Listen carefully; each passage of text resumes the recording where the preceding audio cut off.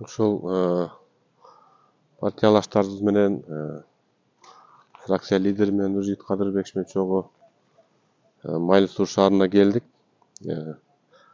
Майыл Суу шаарынын водозаборуна келип, өз көзүбүз менен көрүп, жанагы миң уккандан бир жол барып көр дегендей жерине келип тааныштык. Шаардын тургундарында азыркы күндө бир топ кыйынчылыктар болуп атат. Мектептерде, бала бакчаларда, ошо шаардын тургундарында, мына жолдун жегинде көрдүк турбаларды өрттөшүп, ушунда бир канча мээнет областта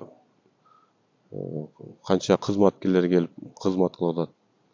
Азыр бул жердин дагы мастер айтып атат, ушул жерде жарандар келип даяр турушат, жардам беришет деп.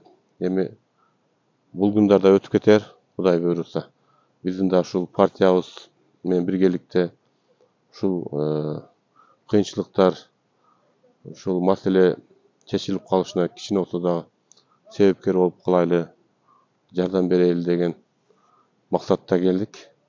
Кудай буйруса жакын арада чечилип калсын. Мынакей жаңы долбоор менен иштеп атыптыр. 7 миллион 200 миң евро дейт. Өз көзүбүз менен көрдүк. Кудай буйруса ушул долбоор дагы аяктап калса, маселе чечилип калат. Шаардын тургундарына бир топ жеңилдик, жакшы шарттар түзүлөт экен да. Ушул жердештериме күч кубат берсин бардыгына. Бул күндөр да өтөт, Кудай буйруса.